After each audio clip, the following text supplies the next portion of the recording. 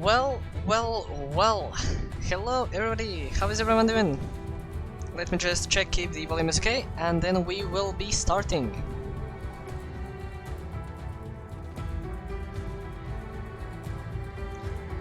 Okay, looks like everything is okay. So, hello everybody, my name is Kirkland, and welcome once again to Fprl, where we're going to Australia. The track has been remade for this year onward, and now only has 14 corners, 5 to the left and 9 to the right. The whole Sector 2 has been remade from beginning to end and no longer holds a chicane before the long straight. Now the whole part is a straight with turns 6 and 7 being remade to carry more speed into the corners and almost go flat out. Sector 3 has been remade in turn 11, making it more square and tight to get the apex right, and turn 13 and 14 have been a little bit widened.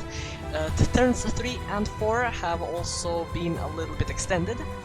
So now the track is 5.2 kilometers or 3.2 miles long and has incredible history spanning all the way up from 1996, with Lex Davidson and Michael Schumacher taking the most wins of 4 on this track. It's GP, also known as the curse for Australian drivers, since none of them have yet to win at their home race. Albert Park was also the opening race from 2011 to 2019, but after 2020 it was changed to Bahrain since 2 cancellations of the race in 2020 and 2021. The tires available for today are a strange one, going from C2 and C3 with hards and mediums to the softs being C5. So it is a big of a gap actually between the mediums and the softs. The rain is not uncommon here, and for that the intermediates and wets are available to use. We also have some reserves spanning from both Division 3 and Division 2. Those are Ollie Horwood, Lucas 19, Larsen, Odin, Jevic, and Coke. So let's see how they compare with our Division 1 drivers and if they are able to keep up with them and keep up with the pressure of racing in the highest division.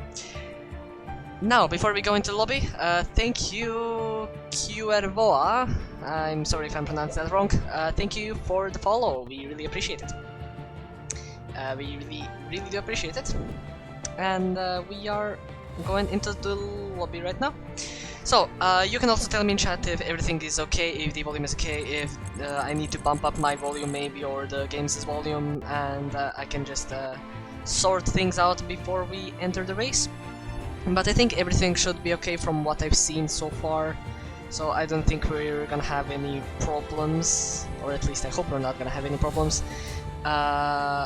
for the entirety of the race.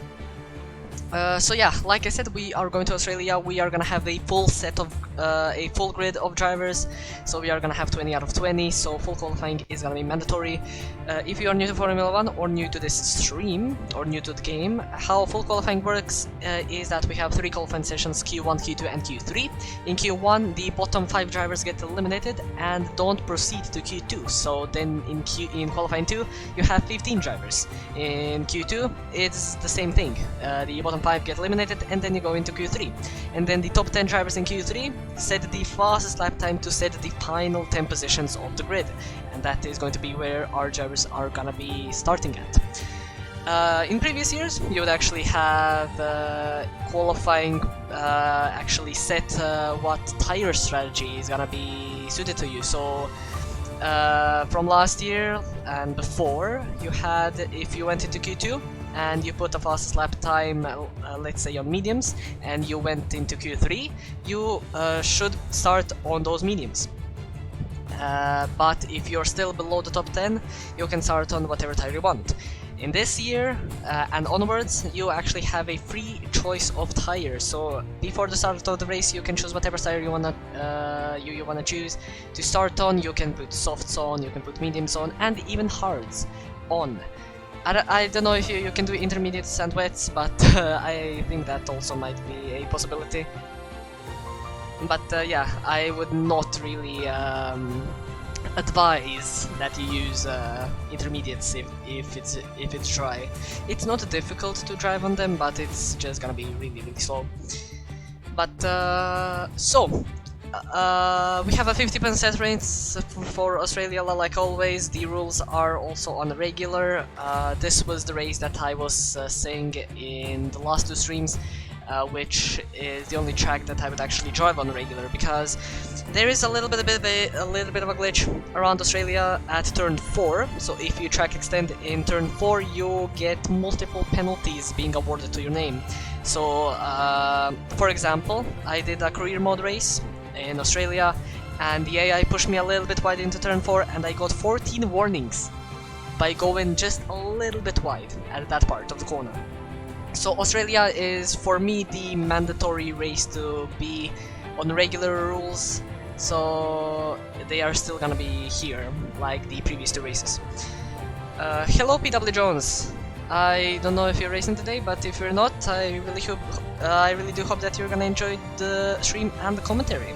If you're gonna be watching it, that is. You can of course do whatever you want. Before we start, and we are still waiting for some people. Before we start, I just want to say thank you to our sponsors, GoPro and Skullcandy, which you can see at the bottom right corner. They are the sponsors for today's race, and this stream could not have been possible without them. So thank you very much again for them for sponsoring. You can check their links on the main page of the Twitch, of the Fprl'S Twitch. You can also follow us on Instagram, Twitter, YouTube. We've actually started posting on YouTube a lot. We are getting these streams that you see right now. We get these streams to YouTube. If you miss something, you can just go watch it there again and just fast forward if you just want to see the final results. But there is also a link to the Discord channel as well, there somewhere, and you can join the official Fprl'S Discord. You can apply to race there for our 3 divisions. Division 1, of course, racing at this time on Friday, Division 2 racing on Sunday at 6 PM UK time, and we have Division 3 racing at Saturdays 7 PM UK time. So you can sign up to race for those. And if you don't want to race, you can just hang out. The league is very friendly and very talkative, and everyone is very, very friendly. So yeah, if you just want to talk, just join and talk. You can talk with us commentators, talk with the drivers, team principals, and whatever you want. You are completely free to do anything. Now, when you're sponsored by GoPro, do you get things from GoPro? I mean, I didn't get anything. If they do award stuff, I didn't get anything yet, so I maybe need to contact the admins from the league, tell them that they should give me free stuff. But they're already paying me, so I'm happy.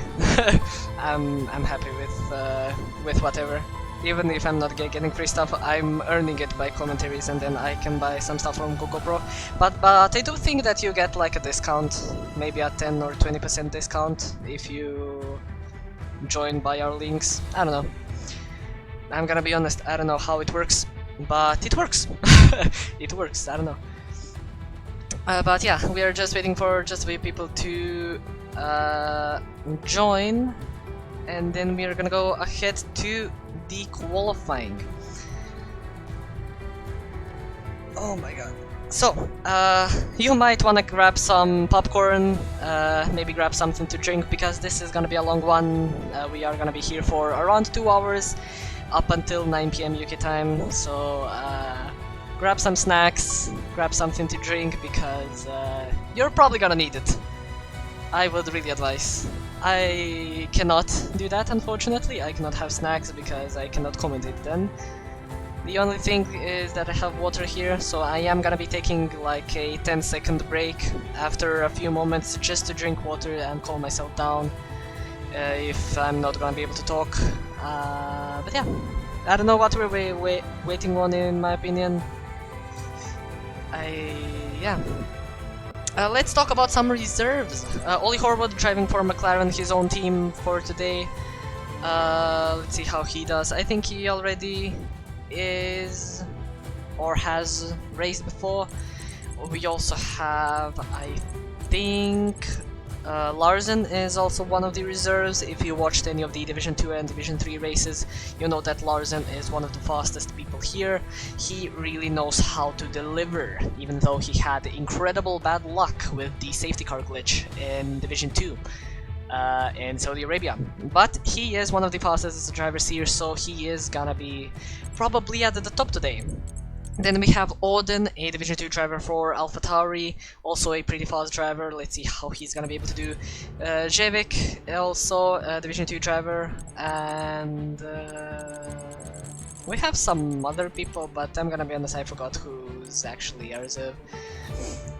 Aren't you missing a Haas? I don't think so. I think everyone's here.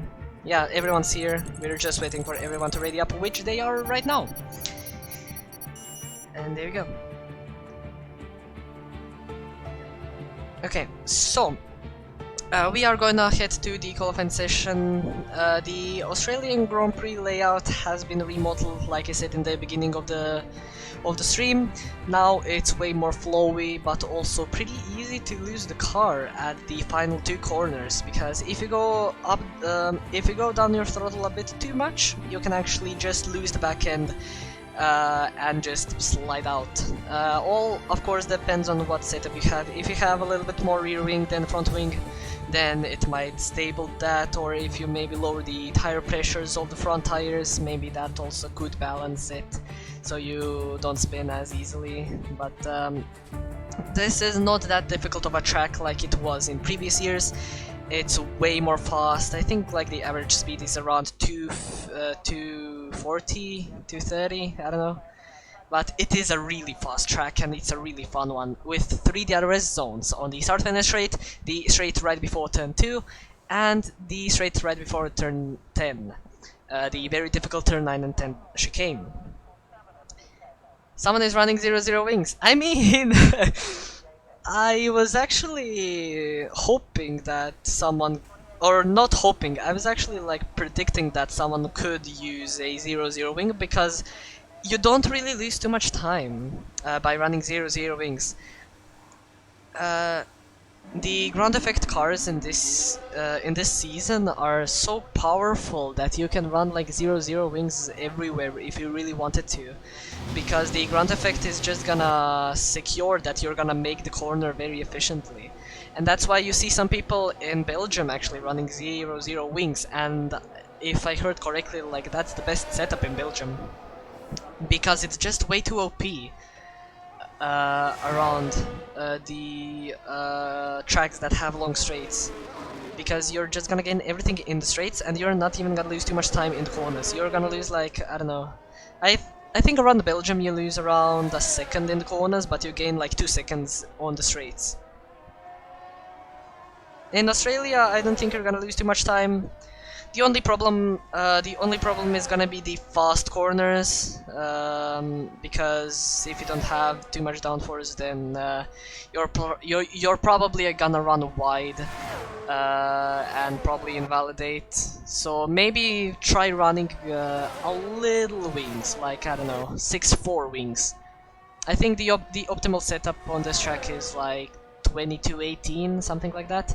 So maybe running a 6-4 setup could be good, and that might just secure everything on the straights and in the corners. Do we have Instagram? Yes, we do. There is a link on the main FPRL page on Twitch, but you can also just write FPRL and you're gonna find us there. Probably, I don't know. But going on board with Sam Kareem, who is the first guy to start his lap going into turn 1. Very difficult actually braking zone, and to get it right he corner cuts a little bit, but you can do that because of the regular rules. And you don't really gain too much time by corner cutting and not corner cutting, so you can do that. Going into turn 3, like I said, it was widened, so you can go a bit deeper if you lock up. But he takes everything very nicely. Ending sector 1, his split is gonna be a 27-0. Going now into turn 6, it is a very fast right-left chicane, so you can get it very easily. It's not easy to mess up that corner, but it's very easy to lose a lot of speed there. Now going on to probably the most difficult part of the track, turns 9 and 10, but he takes it very nicely. With these cars it's way better to take them than on previous years. And the second difficult corner is turn 11, but he also takes it very nicely because the corner is like a spike in the inside of the apex, and if you touch that you lose too much time. Now going into turn 13 and 14, you can see that he's slightly struggling with the traction or the back end, but he manages to get it right, and he puts a provisional pole of a 118.3. Right behind him, it's gonna be Ollie, who is finally racing today, a 118.9, also a pretty good lap time for the AlphaTauri driver, but Wesley is gonna take provisional pole with a 117.7, the first guy in the 17s, a very impressive lap time from AlphaTauri at the moment. Ollie is definitely gonna want to improve, as Eagle also crossed the finish line for McLaren, puts himself into P3, 2/10 ahead of Ollie. Little Jack also crossed the finish line, 119.3, and Mr. Jevic goes into P3. We also have the Williams of Odin, the reserve, 118.7, puts himself into P5. The Red Bull of Kos, who actually won the previous two races, or the first two races of the season, unfortunately made a mistake somewhere, but he still has enough time to improve. And Larsen, who I said is probably going to be at the top, puts himself into P2 with a 118.1. So currently no driver is in the 17s except for Wesley, as Yippei in the Alfa Romeo crossed the finish line as well, makes a mistake, so he's probably gonna have to go again. Next we have Lucas starting his lap. Simon Moore, Ollie, and Alizir are also gonna be starting their laps very soon. So it is gonna be very interesting to see where they're gonna end up, but let's go on board with Lucas in the Alpine. This is also gonna be his first race, as he goes very wide into turn 5. You really want to be careful at that corner. You can very easily lose the car and die.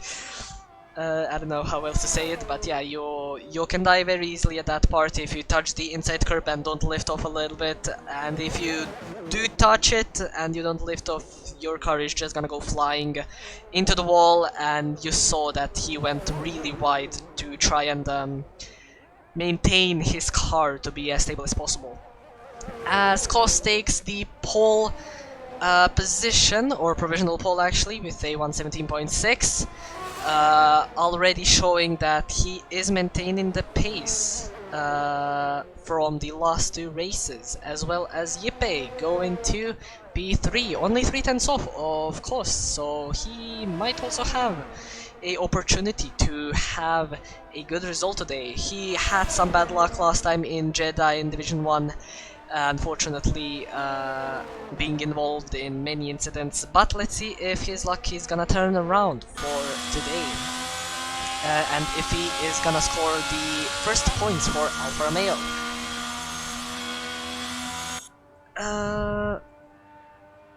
Oh, thank you for following our Instagram. Thank you very much, Vincent. I don't really check the Instagram, but if I remember correctly, like, we post the race results of every single race of every single division, and we post who the driver of the day is. Also, one more thing, by joining the Discord, you can also vote who your driver of the day is. I forgot to mention that before, but yeah, you can vote. But yeah, I don't know what else is on the Instagram, because I don't really follow it too often, but if it doesn't have any views, it's probably gonna be better when the season goes on. But the most important thing is that Twitch is doing pretty well. We are having some pretty popular streams in this span of 3 weeks. So again, thank you very much everyone for watching. Again, we really do appreciate it. We really do appreciate it. Going on board with Eruption in the Mercedes, just getting past, I think that was Yippei in the Alfa Romeo to not get dirty air. Tyler Freeman has rejoined the session, so that is also nice to see. As Eruption just doesn't finish his lap, or he is gonna finish his lap, but he stopped, so he is gonna go again. So let's see how he's gonna be able to do. His first race, I think, was in Division 2 in Jeddah last time. I don't know if he, or I mean Division 1, I don't know if he raced in any other races, but from what I've seen, he is a really fast driver, so he is also gonna be one of the ones that are gonna be fighting at the top for today's race. But we are gonna see a lot of drivers sandbagging in these first two qualifying sessions. So the best lap times are gonna be set in Q3, when the track evolution is also gonna be very high, as track evolution is very impactful on this game. So you can gain even more time if you just wait until the final few moments of the session. As Eruption improves by 2.4 seconds, sets a personal best, but he does spin. Thankfully, he doesn't go to the racing line to Alpha, so let's just keep on board with Alpha in the Red Bull. Also had some pretty bad luck in these last few races, but I think he finished P5 in Jeddah, so at least he has some points to his name. So let's see where his first lap time is gonna put him, as he is currently in the danger zone by not setting his lap and opening his DRS. He crosses the finish line and goes to P3. Very good from Alpha there, showing that Red Bull are maintaining their pace for this race as well. Both taking P1 and P3, only separated by 2/10, which is very, very nice to see. Tyler Freeman has been disqualified from the session. I don't know why. He's not even out. He's like in the pit lane. Okay, that's weird. But he has been disqualified, as we see Alice DeRoy just spinning in turn 4, thankfully getting out of the way of the Mercedes and the Williams. Let's hope that he doesn't also get disqualified by parking in a dangerous spot. As Tyler is having a little bit of an issue with his computer probably, or internet, because he is rejoining all the time, and that might be the reason why he was disqualified. Maybe the AI just parked him somewhere where he wasn't supposed to be. As Odin goes into the pit lane, and Alice Deer is probably gonna have to do another lap. As the yellow flag is still being shown, I don't know for what, there is no one there. It is probably for the Ferrari of Larsen going slowly, as he is gonna start his lap. So let's just keep on board with him. Let's see how he is gonna be able to do. Already in a very good position of P5 with a 18.1. But like I said before, he is one of the fastest, taking his first win in Division 3 in Bahrain and showing some incredible pace in Division 2 and Division 3 in Jeddah, but unfortunately caught out by bad luck. But he was also the driver of the day in Jeddah in Division 2, so maybe that bad luck is non-existent, as he sets the purple sector 1. That is gonna be his personal best, as the game is pretty much glitched, and when you see a purple sector, it's usually not correct, and it just says that the person has improved on their personal best lap time. As he also sets the purple sector 2, he is improving a lot. He got away from Jevic, as he goes a little bit wide going into turn 11. Fortunately for him, it's not gonna lose him too much time, as you can ride that curb very easily. It's not like a sausage curb, which I'm really grateful for, so you don't lose too much time, as he crashes into the wall right in the final corner. This was what I was saying in the beginning of the stream. You can very easily lose your back. You can very easily lose the back of the car at that part, and you just saw that there. He unfortunately has some damage to the front wing. Let's see if he's gonna be able to get into the pit lane, repair it, and go out again. Even though, in my opinion, he doesn't even need to. He is already in the safe zone, and he can just stay there.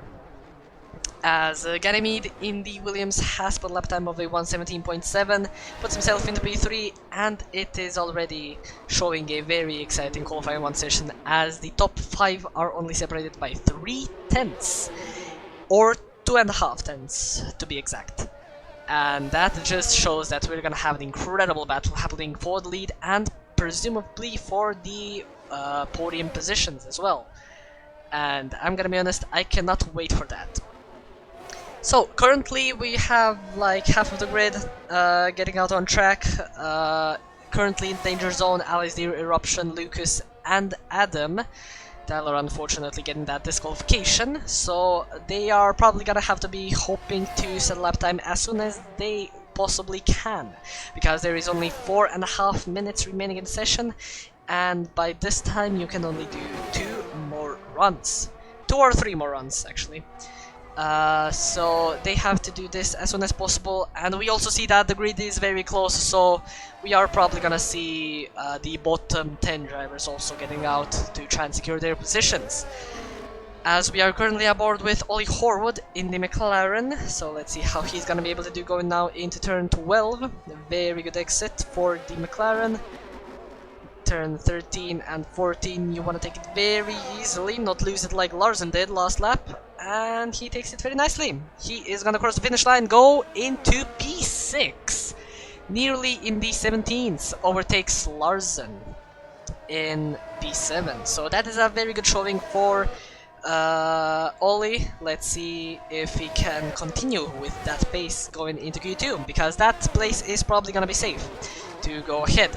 Odin also gonna cross the finish line very soon, going into the final 2 corners. Let's see if he's gonna be able to drop himself or actually improve and go higher, as he is gonna cross the finish line. 118.7 unfortunately stays in P13 where he already was, as Ollie puts another provisional lap time or provisional pole of a 117.5, a very impressive lap time from the AlphaTauri driver, as we see some team plays for McLaren. They are giving each other slipstream. Eagle probably giving slipstream to his teammate Ollie, but he's not letting him go, so I don't know what they're doing. We're gonna have to see that later as well. Adam is gonna cross the finish line, and Haas, the only driver that hasn't set lap time yet, so let's see where this is gonna put him. He is a fast driver, and that just shows as he puts himself into P2. Eagle starts his lap in the McLaren. He is in the danger zone P15, so he is probably gonna be hoping to improve a little bit. He only needs to improve by 1/10 or maybe 3/10, and he's probably gonna be safe. Little Jack is crossing the finish line as well in the Ferrari. He is down by 8 seconds, so presumably made a mistake somewhere, but he is on another lap, so let's hope that he can improve, as Lucas has also started his lap. Unfortunately for him, he is currently lost, so let's see what he's gonna be able to do. We also see the Williams of Odin crossing the finish line, but hasn't improved, so he's going for another lap. And let's see for everyone else. Thank you PW Jones for saying that it is gonna be completely dry for the race. I still hate that Codemasters haven't put that commentators or spectators can view what weather is gonna be. That's still the absolute stupid decision. I don't know how they can't do that, but it's still not in the game. Yeah, thank you very much. And rain in the race, okay, we already have completely dry. These times are really slow. I mean, it is only Q1, people are not gonna be pushing, so people are gonna be pushing at Q2 or Q1 or Q3. Because now the fastest drivers don't really need to push, because they already know that they can put themselves out of the danger zone and into Q2. In Q2 I think we might see some faster lap times, maybe 2 to 3/10 faster, but in Q3 when the track evolution is gonna be at the maximum, then we're gonna see the best lap times gonna be made. Did you see that lap? Ollie, I didn't, but I saw that you did a lap of a 117.5 provisional pole. As Eagle, oh, that is gonna be a big collision for the McLaren. Thankfully, somehow, he managed to save it by not hitting the wall. I don't know how he did that, but congratulations to him. let's go on board with Eruption as he actually goes into the pit lane, so he is not gonna improve. He is gonna be P13, so he's gonna have to hope that Odin, Simon don't improve, and Zevik as well. Zevik isn't improving so far, but he still has half track to go, so let's see how he's gonna do. Still not improving, so let's go on board with the Ferraris. Little Jack is gonna be the first to finish his lap, and Larsen actually goes into the pit lane. Little Jack is actually not gonna improve, so he is gonna stay P12. Next we have Simon the Moore, who actually goes into the pit lane, so we're not gonna see him in Q2 unfortunately, as he is gonna stay in P17. His teammate Lucas is crossing the finish line and hasn't improved, but still P6 for the Alpine's first race, so that is very good for him. As Zevik has unfortunately spun at the final corner just like Larsen, but I think he is gonna be safe, as Eagle also nearly crashed at turn 5 and 6, so he is thankfully gonna be safe, as well as San Kareem. Both of them are gonna go ahead into Q2, and they are still gonna have one more opportunity to try and get themselves even higher than they currently are. So that is gonna be it for the first qualifying session. Oli has put the provisional pole lap time of a 117.5, and just close by him is Adam with a 117.5 as well. Only half tenth separate both of these drivers. It is also very close between the top 8 drivers, only separated by 5 tenths, so like I said before, we are gonna have a very tight battle for the points. Unfortunately for some of the drivers, Odin, Simon, Tyler, who else? Let's see here. Odin, Simon, Eagle, Alistair, and Tyler unfortunately are not gonna go ahead in the Q2. They have been eliminated from the qualifying session.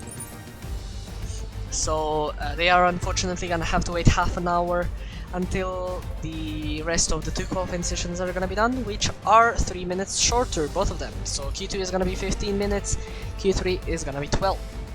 And yeah, let's see how our drivers are gonna be able to do, as we are going into Q2 in just a few moments.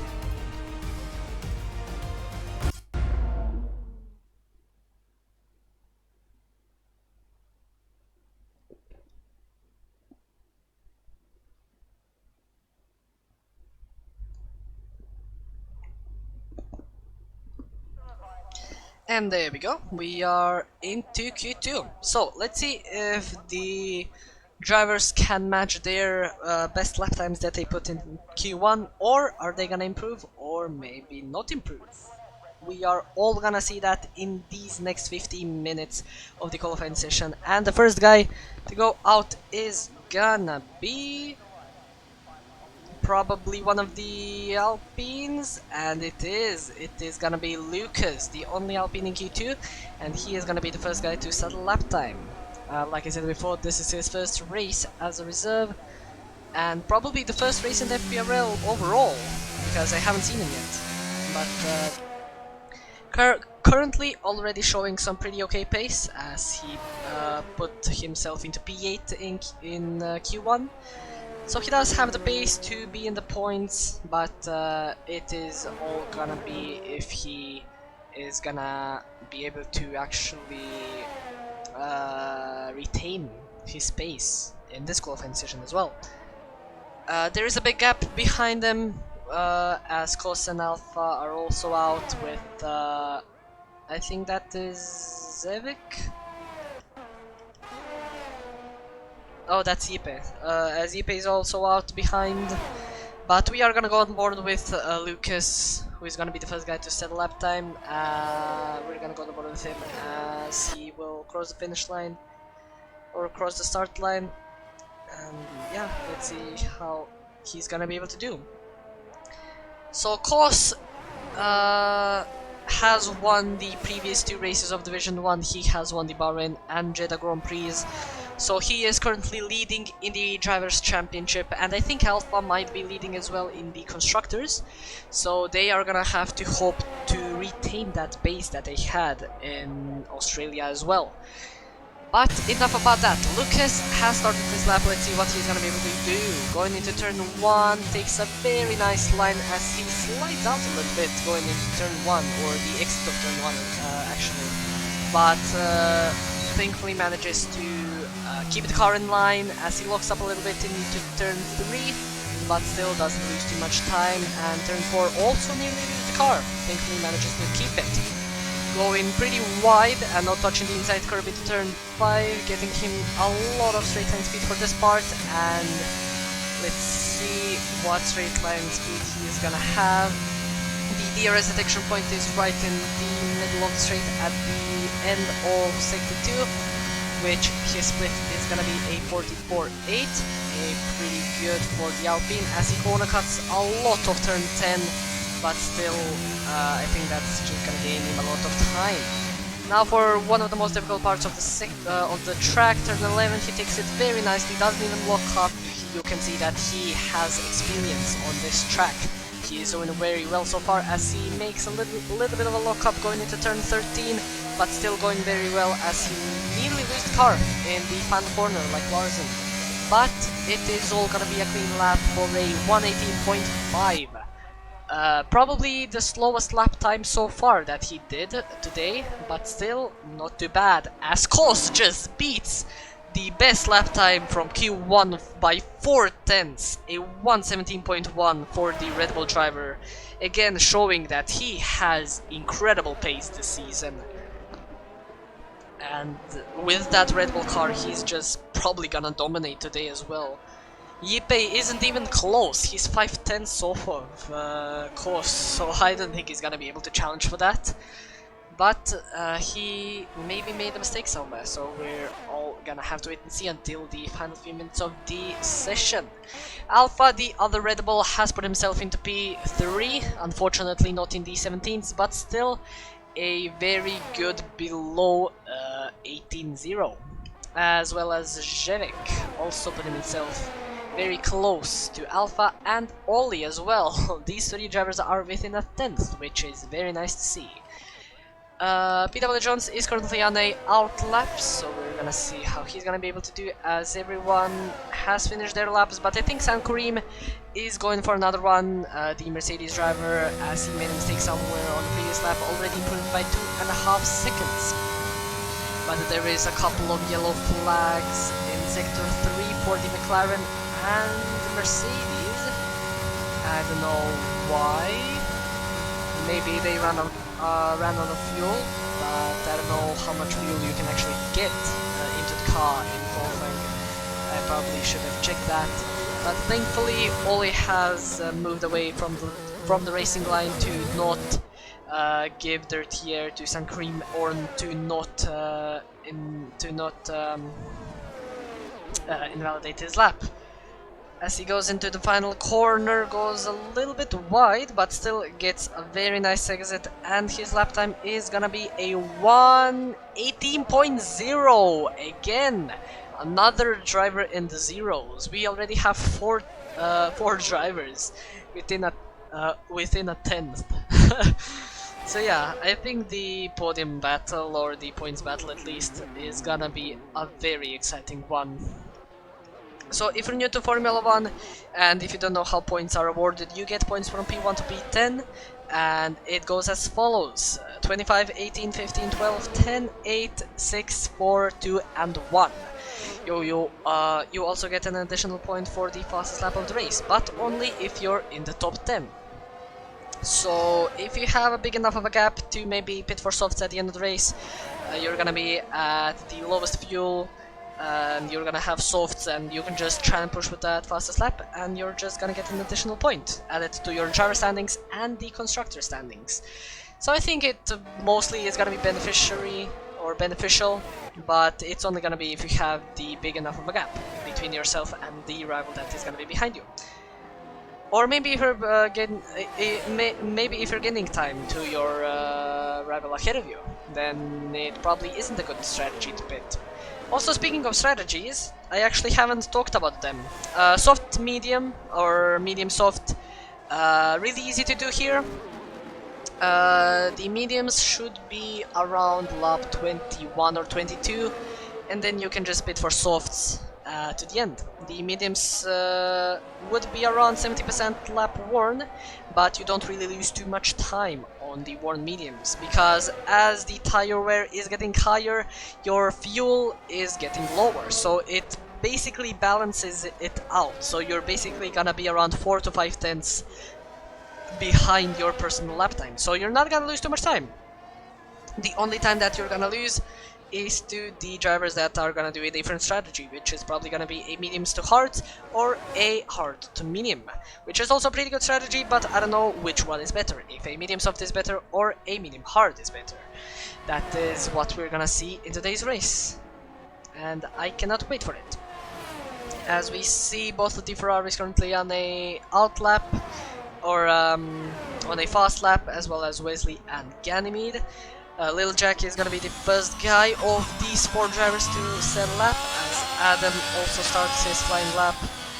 Let's see if he can improve from his 17.6 from Q1 and maybe try and challenge for that pole position by course.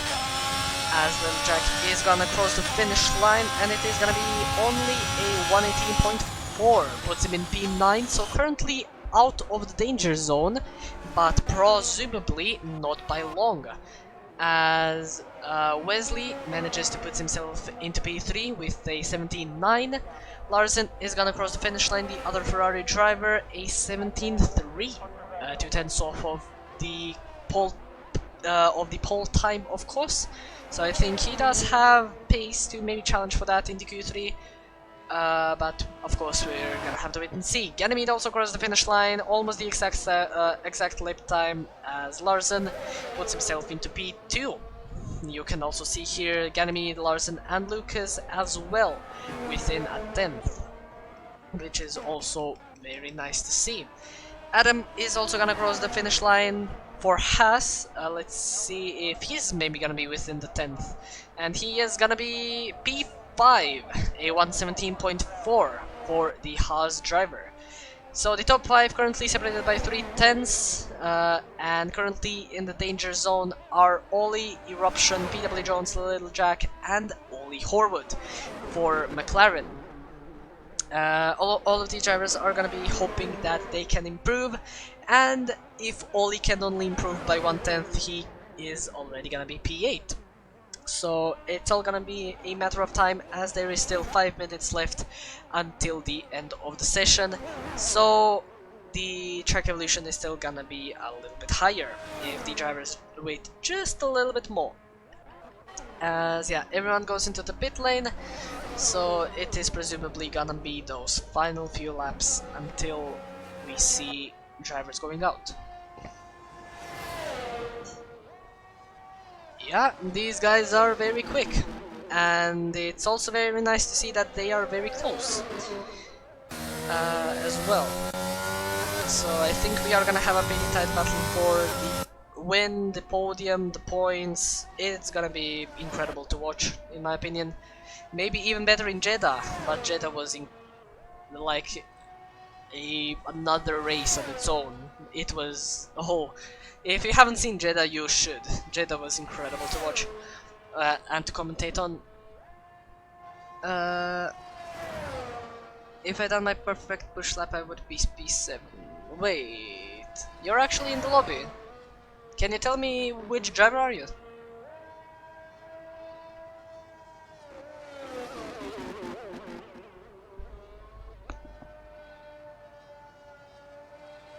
Ah, okay, I get it. I get it. So anyway, Ollie Horwood, currently last in Q2, is starting his lap. Let's hope that he can improve. He has a bit of a job.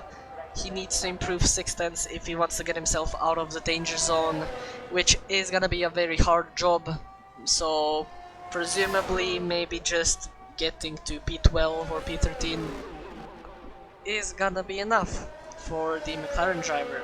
but of course let's wait and see how his splits are gonna be, as Larsen, Adam and Ganymede, all these drivers retire from the session, so they are sure that they are gonna be safe to head into Q3, as Oli already improves by 2/10 in sector 1, so he just needs to get 4/10 and he's gonna be out of the danger zone into P9. Unfortunately, the gap stays the same in sector 2 as he runs a little bit wide of the track after turn 10, which hopefully doesn't lose him too much time, and touches the grass at the entry into turn 11. Let's hope that that grass on his tires is not gonna compromise his lines into these final few corners, as he takes them very nicely, goes very deep to the inside, and let's see what lap time this is gonna be for the McLaren. He's only gonna have one more opportunity to set lap time, and he puts himself into P9.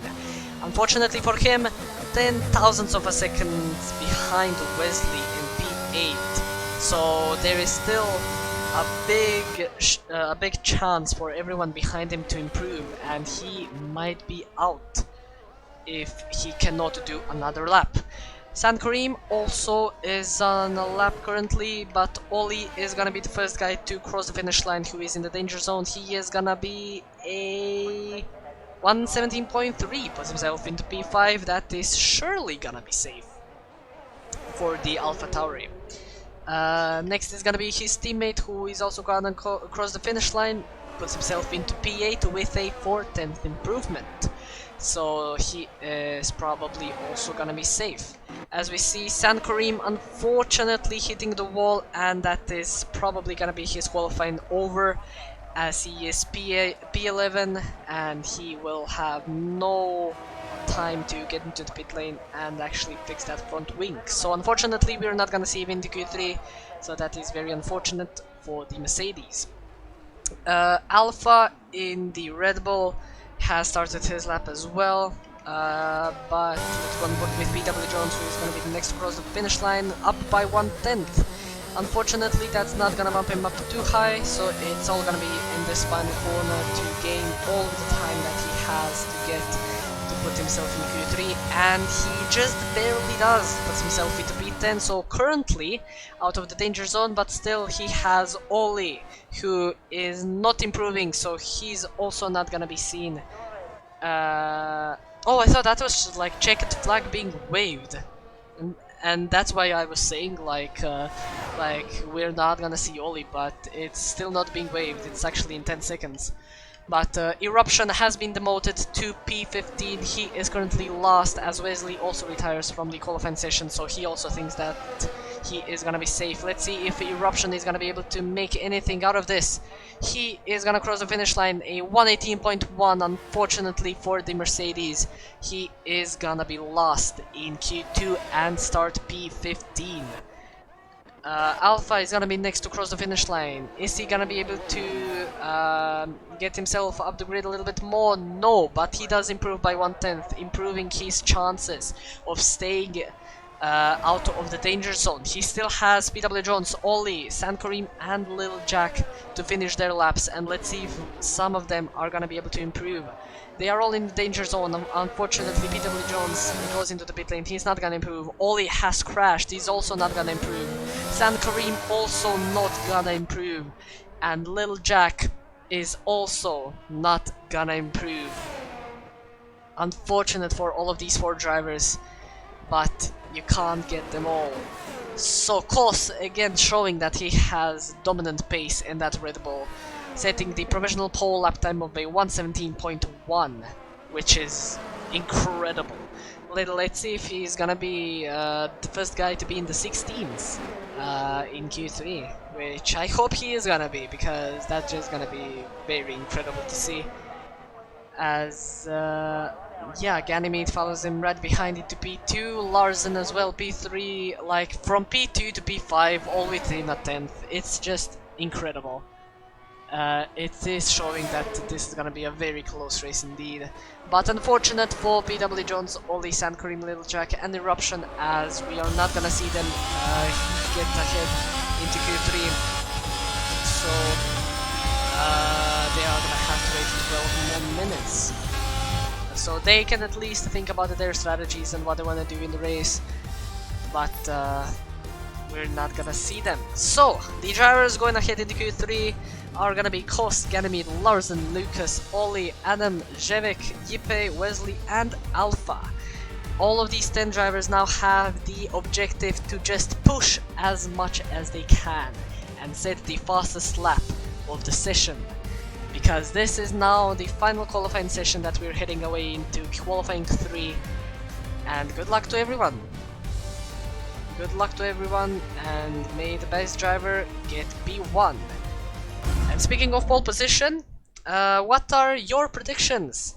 Who is gonna set pole position for today's race? You can write in the chat. I am gonna read them out after a few minutes, probably after we get into the halfway point of the qualifying session. So you can just write in chat who you think is gonna be the pole sitter for today's race, and I'm gonna say mine. For me, it is surely gonna be Kost. Kost is just showing dominant pace. He's carrying it all from Bahrain and Jeddah, and still showing that he's the fastest driver here in Australia as well. If he can get into the 16s, then he's definitely gonna be on pole. As the first guy to get out on track is gonna be the 2 Alfa Romeos of Yipe and Zevik. So they might be able to give each other sleep. Oh no, that's the Ferrari of Larsen. That is not Zevik. My TV shows like the Alpha and Ferrari colors on the map are the same. I think I put a little bit too much saturation and I cannot tell the difference between the two colors, and that might only be me. But yeah, Larsen is gonna be the first guy to actually do a lap. So let's see if he's maybe gonna be able to challenge for that pole position. Maybe he can get himself into the 16s. Like, we have 6 or 5 drivers that are able to get into the 16s. We have Ollie, Yipe, Kost, Larsen, Wesley, and Ganymede.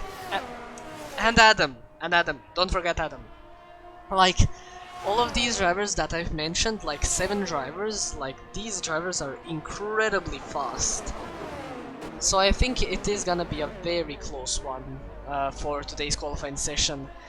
As Larsen actually lets Yipe through, so we are gonna go on board with Yipe. So let's see what he's gonna be able to do. As I take a little bit of a water break because I'm gonna need it for this lap. As Yipe has started his lap, going to turn 1, he takes a very nice line, but he is gonna spin. Thankfully Larsen avoids. But yeah, that is very unfortunate for the Alfa Romeo. I don't think he got any damage because of that slight contact into the wall. So that is only gonna be good for him, so he doesn't have to wait into the pit lane when they are gonna change his front wing.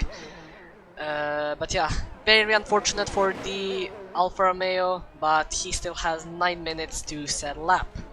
As let's go on board with his teammate Zevik, because Larsen was also pretty compromised by that mistake from Yipe. Larsen had to slow down to avoid having a big collision with the Alfa Romeo. So Zevik is gonna be the first guy to cross the finish line, and he is gonna set the provisional pole lap time currently, purple sector 1 and purple sector 2, which is to be expected, as he is the first guy. Has very nice lines going into turn 12 and 13, doesn't even lock up. Very nice lines here from the Alfa Romeo. The final corner, oh, I think I might have cursed him. The commentator's curse. I was praising him so much and then he screws up. Looks like both of the Alfa Romeos are not having the best luck in Q3. And Zevik, you might want to turn yourself around because you're gonna get disqualified, and there we go. So Lucas has set provisional lap, provisional pole of a 17.6, but Kost beats that so easily with a 17.0. Wesley also goes very close to that lap time with a 17.1. So, like I said before, Wesley also has a pretty good chance, a pretty darn good chance to actually get himself into the 16s and get pole position. But Kos is still just dominating the entire qualifying session, and it's very nice to see from the Red Bull. It might become a little bit boring if this keeps up for the remainder of the season, but I'm gonna be honest, I'm just enjoying this a lot. I'm just enjoying this a lot. Ganymede puts himself into P3 with a 17.4, so he still has a lot of time to improve. 7 minutes remaining to the end of the session, as Adam is also gonna cross the finish line. He puts himself into P6 with a 17.7, 20,000 of a second behind of Oli, the other AlphaTauri driver. But, like I said, still a lot of time to improve. As Larsen also crossed the finish line, a 118.0. Didn't do any mistake there, but he definitely can get himself into the 17s. Probably low 17s as well. Okay, it is the... Oh, Luke has retired. Let's actually see what happened there.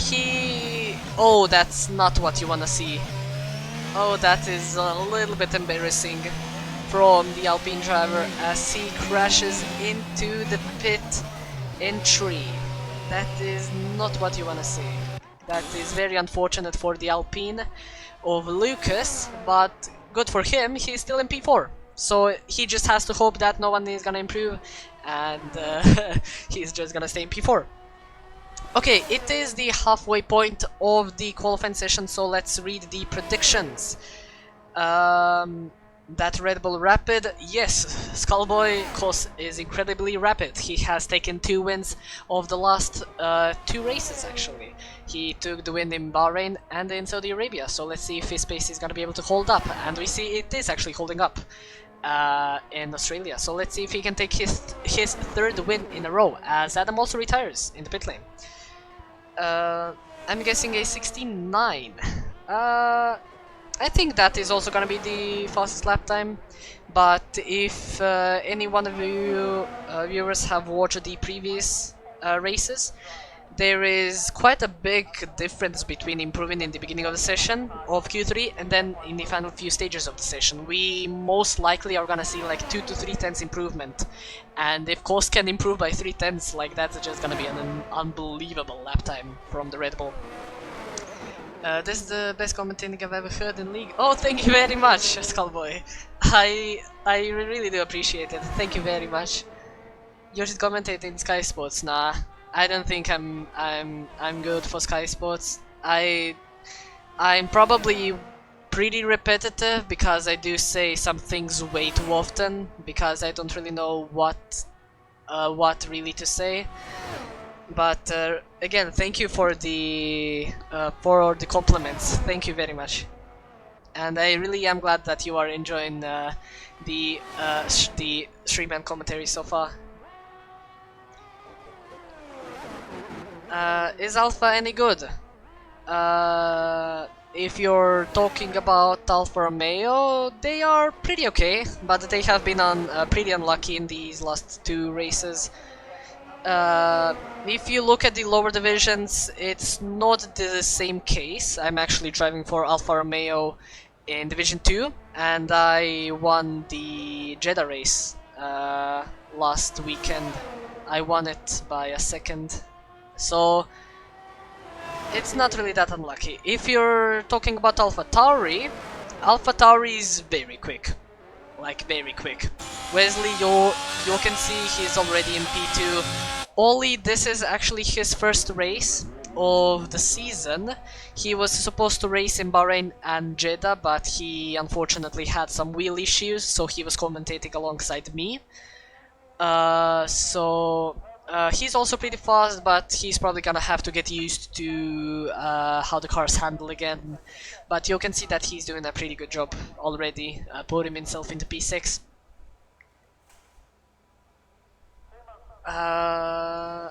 So yeah, I think both of these teams do have pretty okay pace, but it's just luck that's compromising their races. Oh, as we see a big snap of oversteer from Yippei exiting turn 12.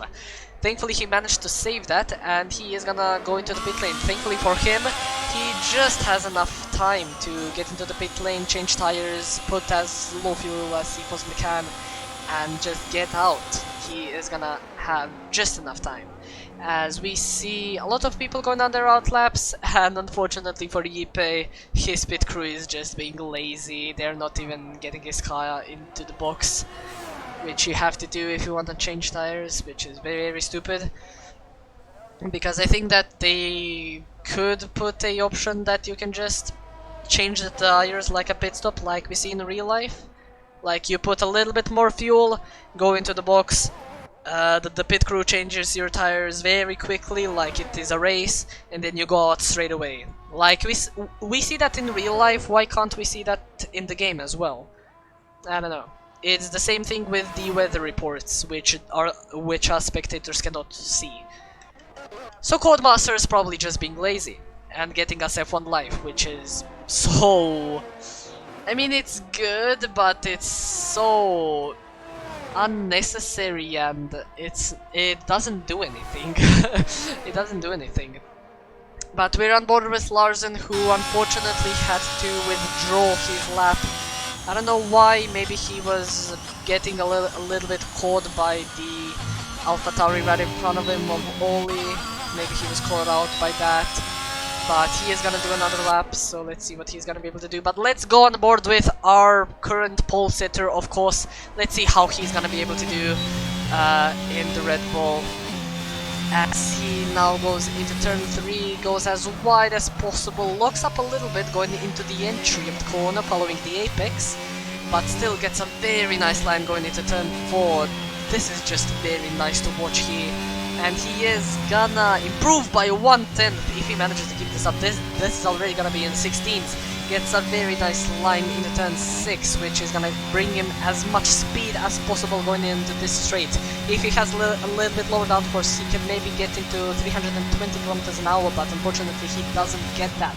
Going now into turn 9 and turn 10. Oh, he makes a little bit of a mistake, which is gonna caught him off guard. And at least fortunately for him, he didn't lose too much time because of that mistake. But he still has enough time to maybe try and go for another lap, but he has to save all of his ERS because he doesn't have any if he does want to do so. Right behind him is gonna be Yipe, who is currently on a outlap, so we're gonna see him later. Let's go on board with Zevik, improving by 2/10. He is gonna gain all of the time in the final corner. As we saw previously, he made a mistake there and spun 180 degrees. So let's see how much time he's actually gonna be able to gain as he gets a way better exit than before. And he is gonna cross the finish line. It is gonna be a 1:17.4 for the Alfa Romeo driver, puts him in P5. Probably gonna be demoted a few positions after everyone else is gonna finish their laps. As we are talking about that, Oli just crossed the finish line, puts himself into P3, improvement by 5/10 as Larsen goes to pole position with a 1:17.024. 50 thousandths of a second ahead of Kos. Kos is now gonna have a lot of pressure to try and improve on his lap right now, but he is already ahead by 1/10, so he's already doing really well, as Wesley is the first guy to go into the 1:16.8. Very impressive from the AlphaTauri driver. Let's see if maybe Kos is gonna be able to do that. Ganymede, the second driver to get into the 16s, puts himself into P2 on the front row of the grid. Very good for the Williams as well. Let's see if Kos is maybe gonna be able to do this. He is improving by 2/10. If he finishes this lap, this is only gonna put him in P2, unfortunately, so he has to gain all of this time in the final sector. Let's see if he's gonna be able to do it as he puts his tires on the grass a little bit. Let's hope that that doesn't get him to lock up into turn 13, and he doesn't. He gets a very nice line going into turn 15, touches the inside curb of the final corner. Let's see how much improvement this is gonna be. It's gonna be a 1:17.013. Unfortunate for the Red Bull, he's not gonna be on the front row, but still a P3 for the Red Bull. Still a very good position, but congratulations to Wesley. Like, that is an unbelievable lap. Unbelievable from Wesley and Ganymede on these final few stages of the qualifying session. I was not expecting this from both of them. Like, this is what I was saying, like, right before, that we see most of the improvements happening in the final few stages of the race. And again, congratulations to Wesley on setting pole position for the Australian Grand Prix for today. Ganymede is gonna follow him right behind on the front row of the grid. Koss and Larsen are gonna secure the second row of the grid. Koss is gonna have a very good line actually getting into turn 1. I think he's gonna have the outside line of the track, so it's gonna be very easy to actually avoid any accidents happening into turn 1 if there is gonna be any contact between the two leaders. Larsen is gonna be P4 and finishes the second row of the grid. Yippei unfortunately also was very close to get himself into that second row, but missed by 50,000 of a second. But still, P5, very good from the Alfa Romeo driver, as Oli with his first race puts himself into P6 and finishes the third row. Alpha and Jevik are gonna be in the fourth row, and Lucas and Adam are gonna be in the fifth row of the grid. So, very good qualifying here from everyone. You can see that it is going to be very close in the race, presumably. Both of the Dutch drivers securing the front row, so let's hope that there is not going to be any incidents happening between them. Going ahead into turn 1 and presumably turn 3, if there is going to be any dive bombs happening. But yeah, I think we might have a very tight battle for the podium positions and maybe for the win. But we are going into the qualifying session, we are going now into the race, and like I said before, we are gonna have a 50% race. It is gonna be 29 laps of non-stop racing. The drivers are gonna have to stop at least once as per the tire regulations.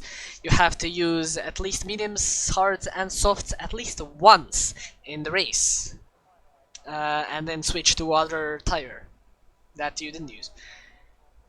So yeah, as the formation lap is about to start, this is gonna be the point where our drivers are gonna be choosing their strategies and how much fuel they're gonna put in the car. And on the under the formation lap, it's all gonna be that the drivers heat up their tires as much as possible to get a good start for the race. And as we see here, mostly everyone is on the mediums, but Odin taking a very safe strategy of starting on hards. He is gonna lose a lot of positions at the start, as he is the only one to do. So that is the only compromise for him. But yeah, let's see how he's gonna be able to cope. Yes, medium to softs is good. I think I said that in during the qualifying session. You can do a medium to soft very easily. You have to extend the mediums to lap 20 or 21. Then the mediums are gonna be at 70% worn, and then you can just pit for softs and go to the end. The softs should be at the end around 70% worn as well, or 60. But I also said that you don't lose too much time on worn mediums, because your tires are gonna be worn, but you're also gonna have less fuel, so it's actually gonna balance itself out during the race. And while I was doing practice here on Australia, I was only losing 5/10 on my personal best lap time, and I was doing that on 70% lap old mediums. It was insane how close it actually was. But we have some disqualifications with Larsen, Adam, Eruption and Odin. They're unfortunately gonna start on incredibly cold tires. Odin on hard, that's gonna be very hard to do. But as we're waiting for the drivers to set themselves to the grid, I just want to say thank you to our sponsors Skullcandy and GoPro for sponsoring today's stream, because this stream could not have been possible without them.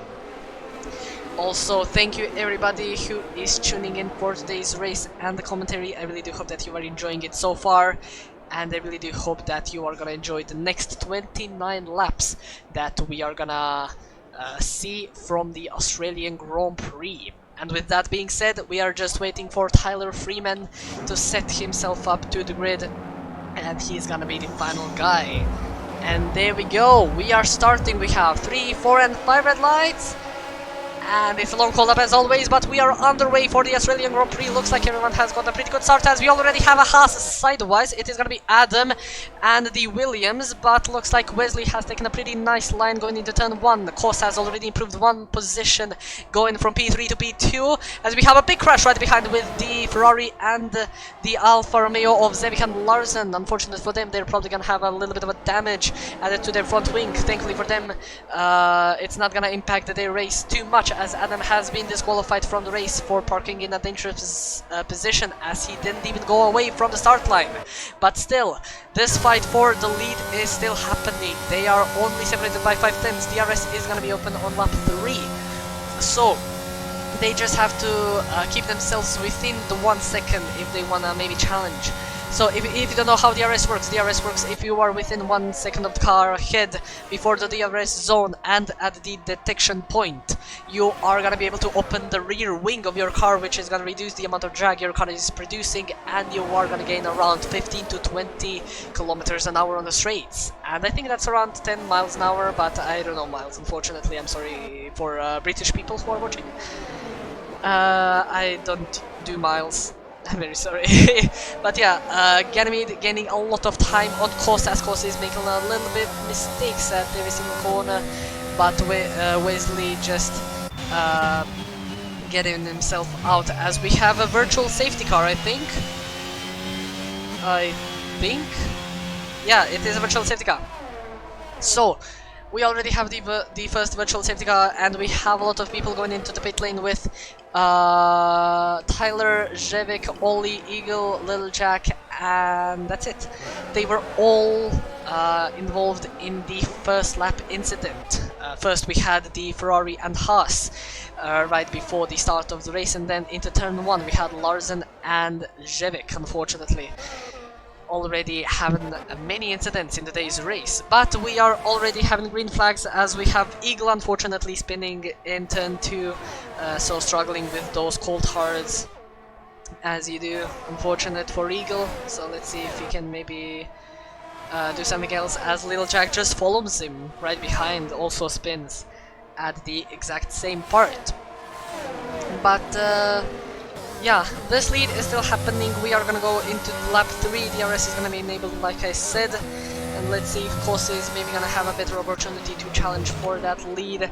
Right now 6/10 behind Wesley. Wesley keeping up very good, and looks like his sector 3 is the best of every sector. He always gets a lot of time there, as Yippei has also made a little bit of a mistake at the exit of turn 14, which is the panel corner, loses a lot of time to the front runners here, and is now going to be under attack from Lucas in the Alpine.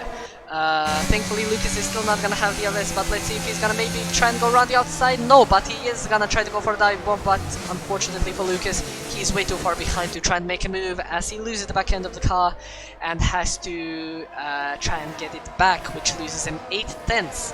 And now he is also going to be under attack from PW Jones, who is having a really good race so far for Aston Martin.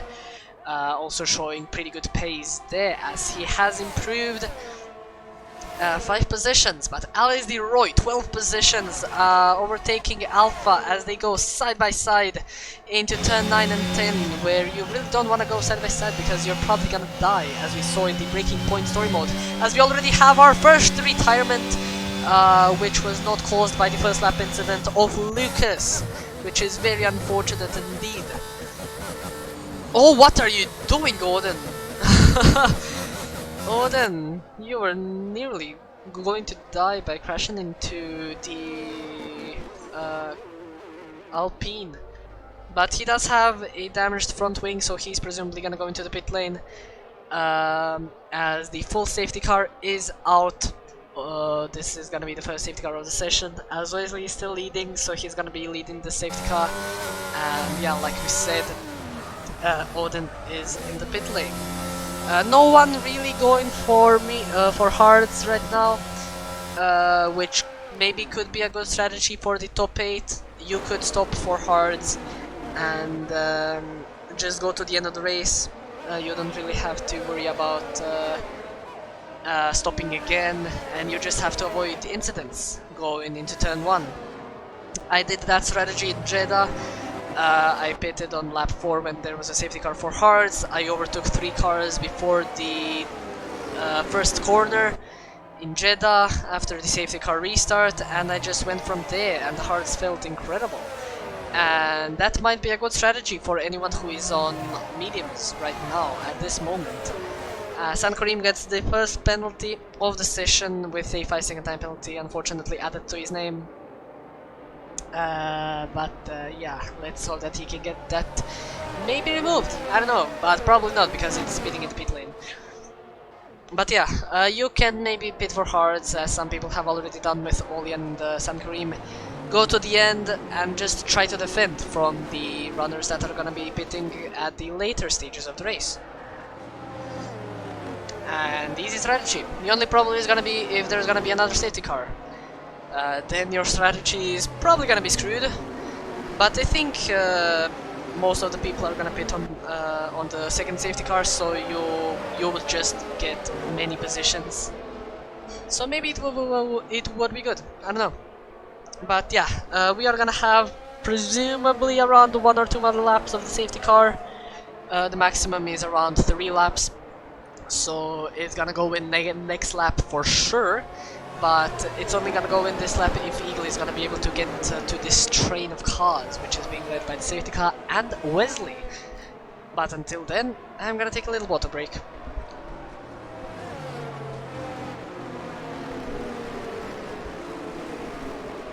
And there we go. The water break is done. Like I said, it only lasts 10 seconds.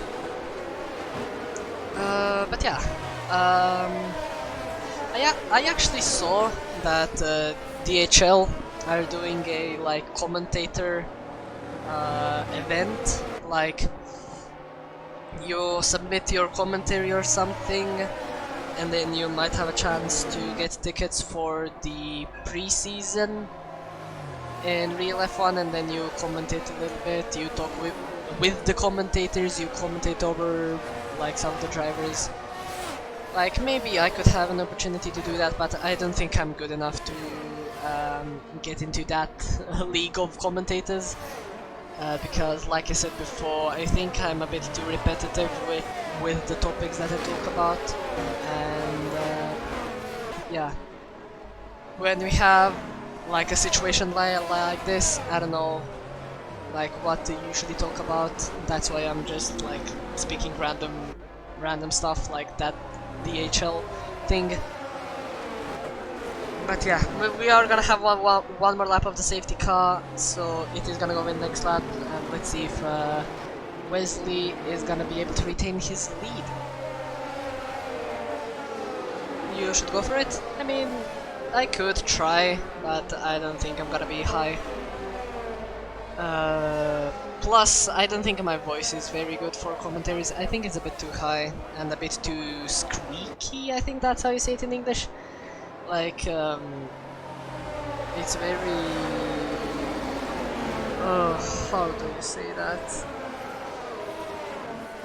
I don't know, actually, like... I'm actually lost for words.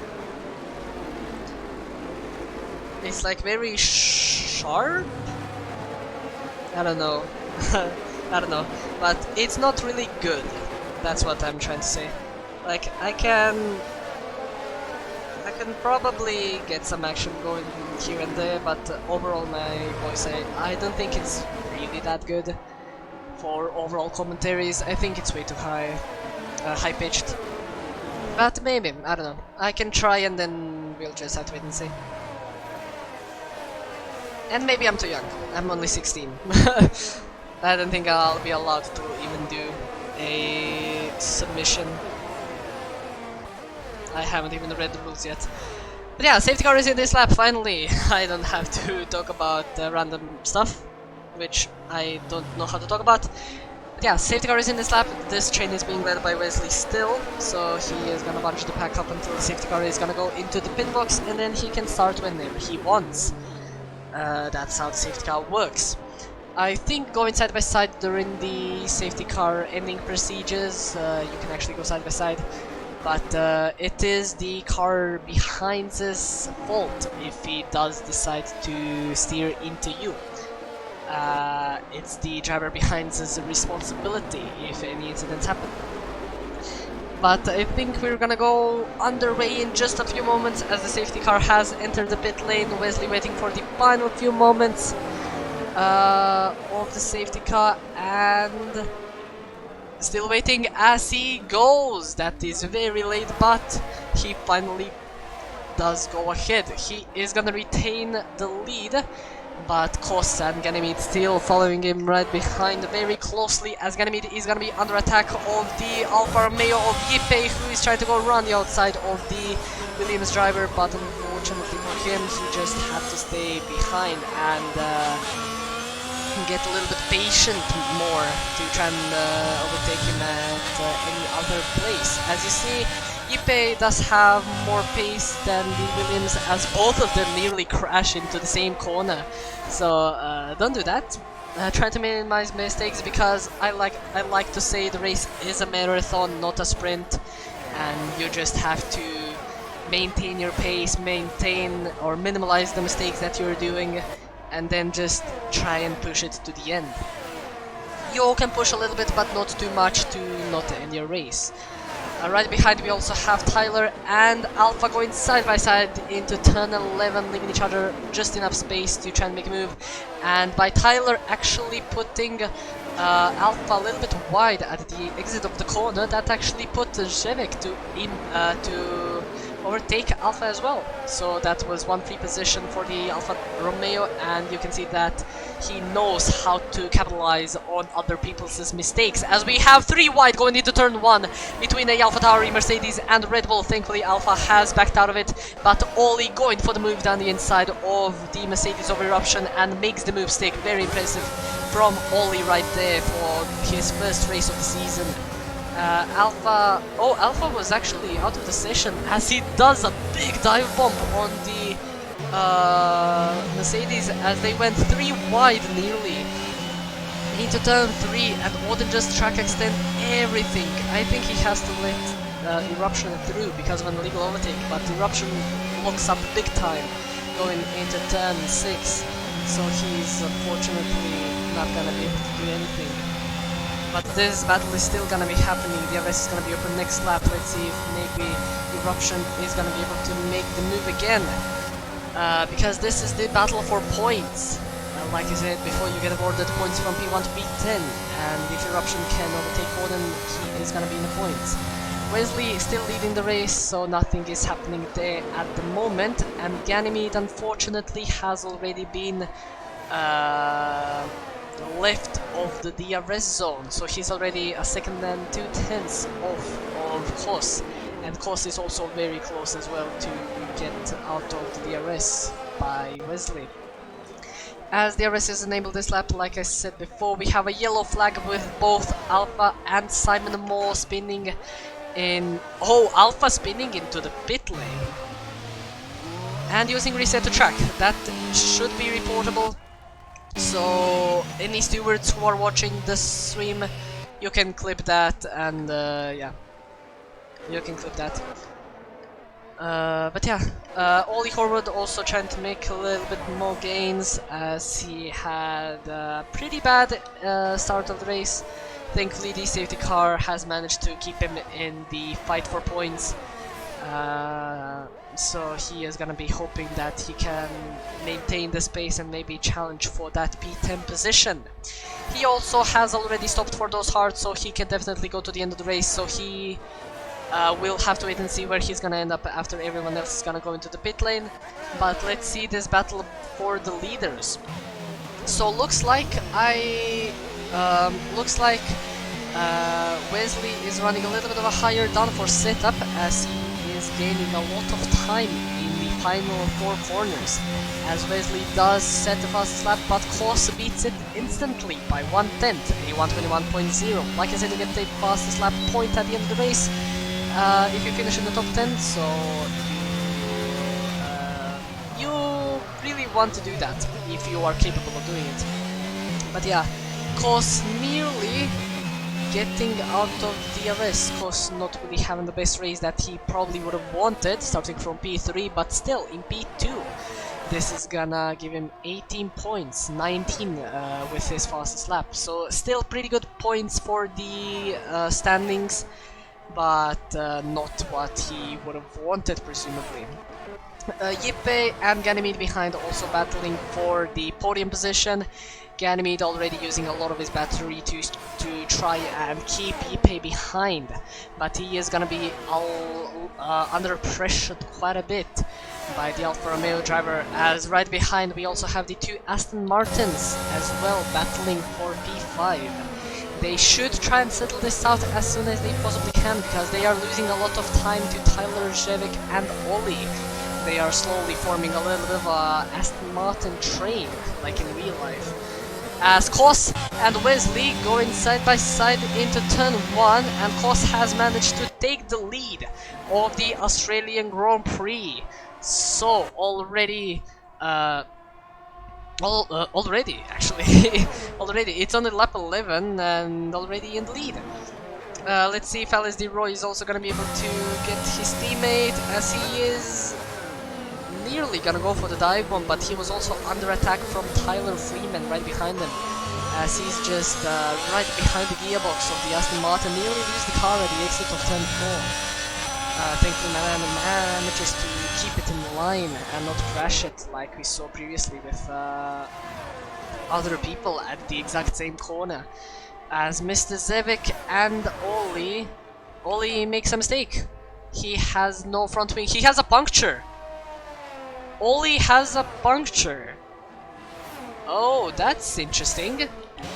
He might have run over some debris on the track, as he retires from the session on the track. That's not what you want to do. That's gonna give him a penalty later, as his AI just steers into the ball. So that's nice. But yeah, that is very interesting how he got that puncture.